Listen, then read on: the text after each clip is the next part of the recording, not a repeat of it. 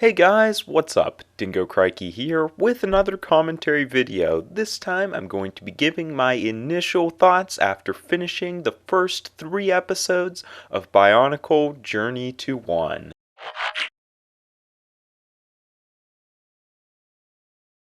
So this is off of my normal uploading routine. It's not a scheduled video or anything, but I definitely wanted to cover this because though I mainly do Transformers videos, I still occasionally will do something on Bionicle, still a big fan, and this is huge for new and old Bionicle fans alike. The fact that now we have the first 3 episodes of the Netflix series, Bionicle Journey to 1, and I actually woke up today way earlier than I usually do on a weekday, and it turns out that there were like really recent news reports that Bionicle Journey to 1 was up. So I headed straight over to Netflix, created an account, and watched the first 3 episodes. And I say 3 episodes because we got the first 2 actual episodes of the series as we were promised, but we were also given an additional sort of premise episode that sets up the story of 2015 for people who may be new viewers or are just getting into it with 2016. It's only about 12 minutes while the other 2 episodes are around 22,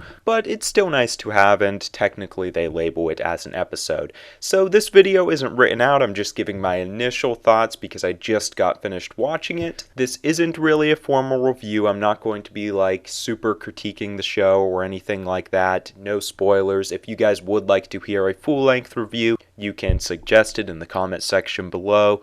My initial thoughts coming out of this, I really enjoyed it. It felt like the coolest, funnest, most exciting thing we've gotten from Bionicle in a really long time. Like, the return altogether was, like, incredibly awesome to hear about, but this was really cool. Not only that we got a TV show, but it was actually way more fun than I was expecting it to be. As, when we first heard about the show, I was pumped, but I was kind of like, Bionicle a lot of times seems to get the short end of the stick, They make great products, but a lot of the promotional material isn't all that great. I mean, in my opinion, this blew all of the films out of the water. I mean, I haven't seen all of Legend Reborn yet, but from what I've seen of that, and, having watched all of the other 3, it felt more like what we've got from Bionicle G2 for one thing. Even if you wouldn't be crazy about G2 or this series, it has the same feel, whereas the movies didn't feel like G1 Bionicle. This feels true to this Generation 2 Bionicle. It definitely brings in some new things as we have more character interactions than we did in the animations. We actually get to see a lot of the action go down, all of that kind of stuff, but it does have the same feel, which maybe if you were expecting something more like G1 Bionicle that would take it in a darker direction. They do introduce some things, I would say, most in the interactions that make it a little bit more complex, but definitely nothing over the top.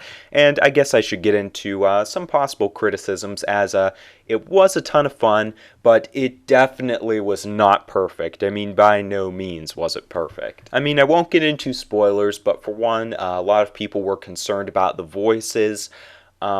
The voice acting's not great in this. Some characters are definitely better than others, but even then, the writing doesn't always give them flattering lines, so it's probably not always the voice actor's fault. And then you do have the distortion filters to their voices, which a lot of people were wondering if they were going to keep in the final product, and yes, that is the case. All of the voices, at least as far as I noticed, have the robotic filter. In my opinion, once you get into the episodes, like maybe 5 minutes in, you don't really notice it anymore. Because everyone has it, it just kind of becomes par for the course. Personally, I would prefer it being a little bit toned down, especially so we can hear the distinction in certain voices that sound a little bit similar, but it isn't nearly as bad as I thought it would be. Like I said, you can get used to it, it won't really take you out of the experience, and you'll get used to the distinctions between the voices, though like I said, it isn't great on all of the characters. Going from there, I was really impressed by how distinct the characters are, because a lot of times we'll get things like the Mari animations from back in 2007, and it's just like everyone has the same voice, there's no personality. The characters are all really distinct in this. Liwa's your fun-loving, carefree guy. Pohata's the grumpy loner who definitely causes the most problems for the group. Tahu's your leader type. He's a little bit different than I expected. He's not quite as hot-headed as G1 Tahu. Then we have Ikimu, Umarak, some villagers in the background here and there. They don't get a whole lot of development or anything. But the creatures even kind of have their own personalities too, which is cool to see. And it's not just the voice acting, as the creatures don't have that. Like, every character has their own mannerisms, just the way that the Toa stand around is all kind of distinct. It's not always like they just stand there with their swords and battle poses, which is cool. All of the creatures have unique mannerisms. For example, Aikir and Uxar both have distinct flying motions. Uxar moves around like a dragonfly. They don't just kind of both hover in the air with the same animation template. And there's a lot of life to it, way more than we usually get in Bionicle. Now, the characters can definitely get a little bit overbearing at some points, almost like they're pushing the characters' personalities a little bit too much, especially with Liwa. You can probably deduce that from the trailers and stuff we've seen. Some of the characters really weren't what I was expecting either. Like, Kopaka is a lot different. He's not just that cold, quiet guy. He sort of has a little bit of a goofy personality, which seems different from G1 Kopaka, but I don't necessarily have a problem with them changing it up. I kind of like when they do more and more changes, because we see with something like Transformers, if anyone here is a Transformers and Bionicle fan, like Transformers is stuck in this trap where they not only have to keep having the same characters, but the characters always have to act the same, and they even want the same voice actors for the characters in some cases, and it just adds for a lot of repetition. I'm glad that this feels different. It feels like its own thing, and it looks like its own thing too. Like, the look of the show really impressed me. It's, I guess, a combination of like 3D cell shading with 2D backgrounds and that kind of stuff. Overall, I think it looks really good. I don't think they look too odd together. There is one scene, and once you watch it, or if you already have, you'll know what I'm talking about, where they're crossing water and Liwa lifts up some pieces of grass from the water, or seaweed, something like that. And the characters get pretty close to him, and they're like 2D animation. And it does look a little bit off, but overall, I really don't mind the look of it. I could see some people having a problem with it, but it's definitely unique, and I think it works pretty nicely. Maybe some of the Toa's designs and movements do look a little bit weird as well. I'll kind of have to re-watch it for that. But the world of the show is super colorful and vibrant. It definitely does not have the character of G1 Bionicle. And that's not to say I wanted them to mimic the same character that G1 Bionicle had to its world, but it just kind of feels like, okay, here we have a jungle with a few twisty trees and stuff. Here we have our ancient city, and it looks like an ancient city that's being repaired. Whereas the old Bionicle, you know, they would kind of add that whole techno-organic aspect to everything. And it made the world more unique and have more character to it.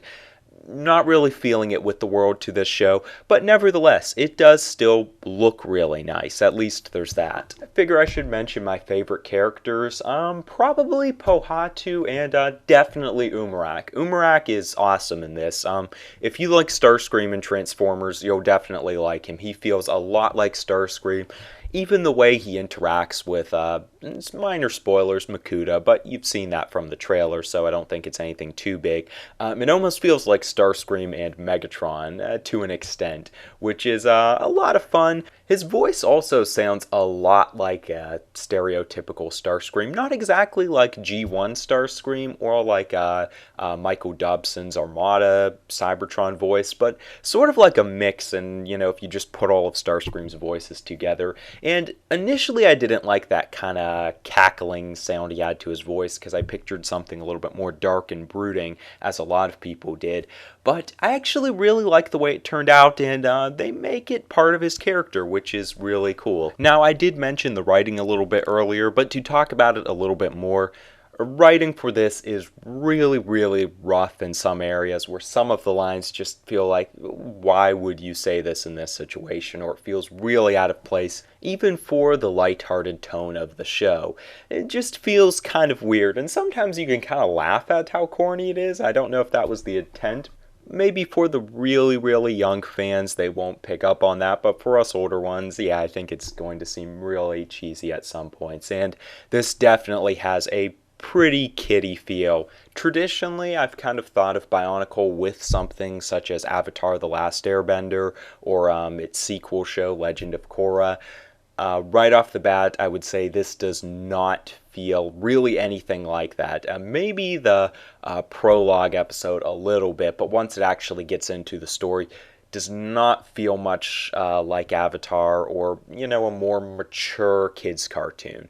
This definitely it feels like a kid's cartoon. But I mean, it doesn't have the wit that something such as the new Teenage Mutant Ninja Turtles or even Robots in Disguise writing at some points or SpongeBob, something like that. I mean, if I had to compare this to anything, put your expectations somewhere, I would say this feels a lot like Power Rangers to me. You don't have the crazy rock solos or like all of the stock footage scenes of like the power-ups and stuff like that, but it does feel more like that than a lot of the smarter Western cartoons that we've been getting. I would say maybe kind of like Power Rangers with a backdrop of Avatar: The Last Airbender and traditional Bionicle.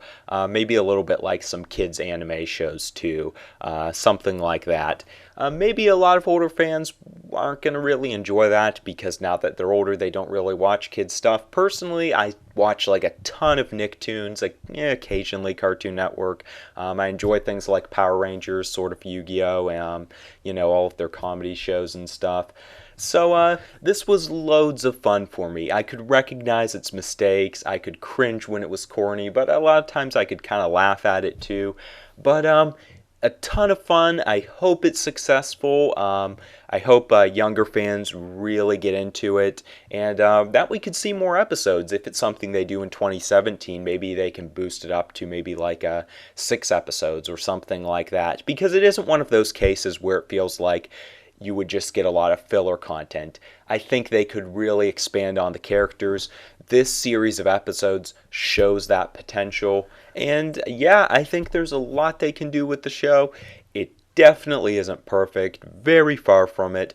But if you come at it with an open mind and you kind of know what to expect, it's loads of fun, and I was coming at it with an open mind and surprised by how much I liked it. I mean, thinking about the current Transformers cartoon, Robots in Disguise, I probably enjoyed it more than most episodes of that. Now, that show definitely has like way better voice acting and writing, but this show just was a lot more fun and was definitely nicer to look at. Like a million times better looking than Robots in Disguise, and no offense to anyone who likes the look of the show. Anyways, this has gone on longer than I expected. I'm going to wrap it up here. You guys, of course, can leave your initial impressions in the comment section below. If you would like to see a full-length review with spoilers, kind of getting on the more critical side of things, you can let me know. I might do it, but I do have some other content that I've been working on. I'm hoping to upload a TF5 Q&A either tonight or tomorrow. I know it's been taking a little bit longer. In the second half of that Q&A video, for anyone who's more interested in the Transformers side of things, what I usually do on my channel, I am going to address some things that are going on with the newer videos with my channel, some changes, some new plans. Basically, I've been really busy dedicating a lot of time towards YouTube and projects on the internet, and a lot of it's just been behind the scenes stuff, and that's sort of why some videos have taken longer to come out and all that, and I'll explain it in the second half of my next TF5 Q&A video if you guys are interested. Anyways, that's all I have to say for now. If you're a regular viewer, stay tuned for more content. And if you're a new viewer who is into Bionicle, you can also keep up with the channel if you want to hear my thoughts on Transformers, you're thinking about getting into it, and I might do some more Bionicle videos, so we'll have to see. Anyways, thanks for watching, stay tuned, and have a good one, guys. I'll see you soon.